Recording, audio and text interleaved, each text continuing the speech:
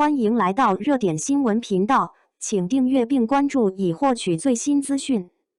程毅与单人过会，一场颠覆行业规则的演员价值博弈。2024年的中国影视行业出现了一个足以载入史册的现象及事件，演员程毅成为腾讯、爱奇艺、优酷三大视频平台共同压住的核心人物。更令人瞩目的是，他在优酷长安24季中实现了所谓的单人过会，这一行业术语也因此从幕后走向了公众视野。这不仅仅是一个演员的高光时刻，更是一次行业格局的重塑。程毅的案例让人们重新思考，在资本与平台主导的产业逻辑中，演员究竟能够拥有多大的话语权？单人过会从黑化到行业显学。所谓单人过会，指的是在项目尚未公布主演阵容的情况下，演员个人率先通过平台的内部立项审核，成为项目推进的核心前提。换句话说，项目不是因为剧本或班底通过，而是因为演员的存在才得以进入下一阶段。在传统流程中，剧本、导演、演员通常需要打包组合，再通过平台审核。而单人过会意味着一种倒置的逻辑，平台先认定演员，再围绕演员去组建团队，定制剧本。这种待遇通常只会出现在 S+ 级别的项目中，代表着平台对演员市场号召力和口碑的绝对信任。过去业内虽有传闻，但极少对外公开，程毅成为第一个真正把这一黑话带到台前的案例。三大平台共抢一人，史无前例的程毅效应。2024年5月，腾讯古装大剧《富山海》因番位问题一度引发争议，但最终程毅作为唯一通过腾讯内部评审的演员被点名保番，他的主演位置不容动摇。几乎同时，优酷突然官宣程毅主演长安24季，不仅明确程毅领衔主演，还跳过了常规的宣发流程。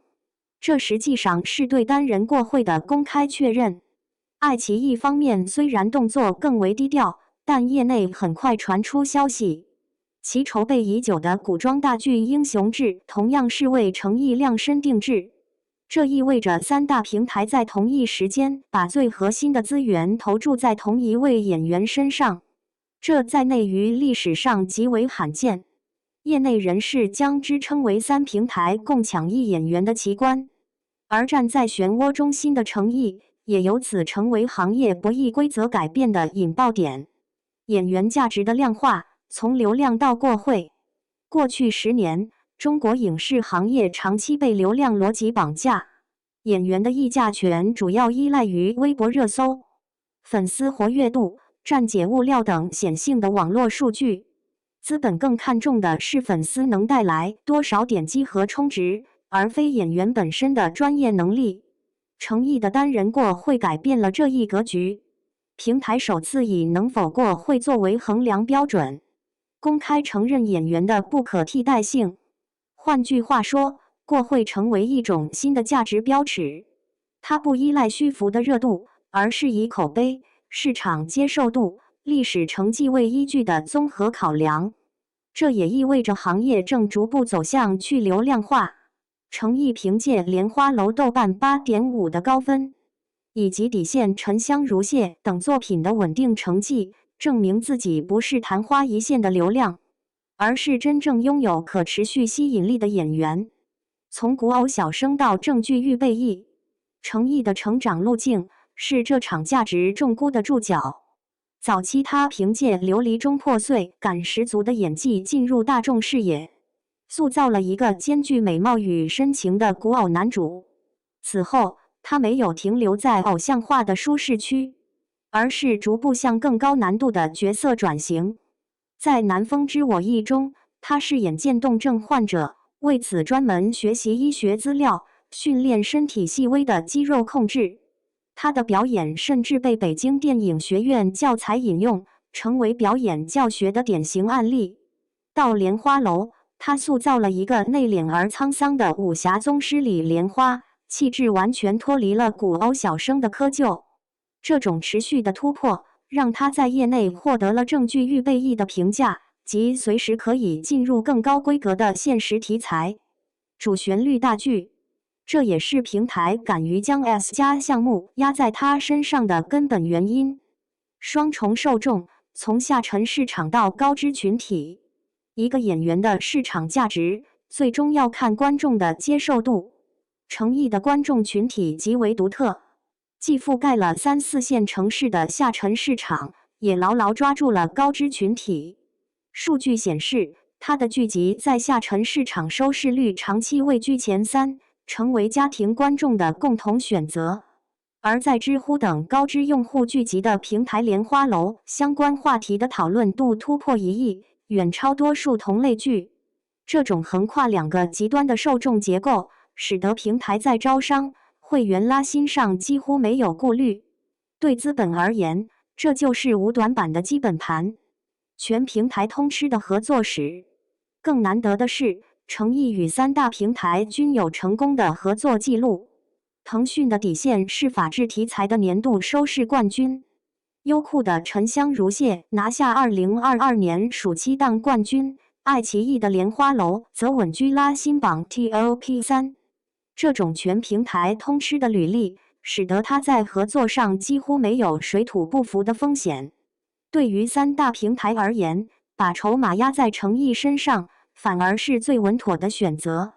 行业连锁反应，过会条款的普及。起初，业内一些制片人对单人过会持怀疑态度，认为这会破坏演员与团队之间的平衡。但随着时间推移，杨紫、朱一龙等演员也陆续获得类似待遇。到2025年，头部演员在签约时普遍要求增加过会条款，成为议价的重要筹码。诚意的案例不仅推动了他个人的价值上升，更在事实上重构了整个行业的游戏规则。粉丝文化的反差，理性的果果与其他顶流粉丝动辄控评、图榜不同，诚意的粉丝群体果果一向以不吹不踩著称。他们在单人过会事件后，既没有大肆宣扬宇宙起源，也没有攻击对手演员，而是以时间线科普的方式客观叙述。他们甚至主动抵制平台利用诚意拉踩其他演员的通稿，强调合作共赢。这种理性的氛围，显然与诚意本人用作品说话的长期引导密不可分。结果是，诚意不仅在业内获得认可，在粉圈文化层面也塑造了难得的正面口碑。深层逻辑，平台拐点与专业主义回归。单人过会的流行，表面上是演员话语权的上升，实质上揭示了平台生态的拐点。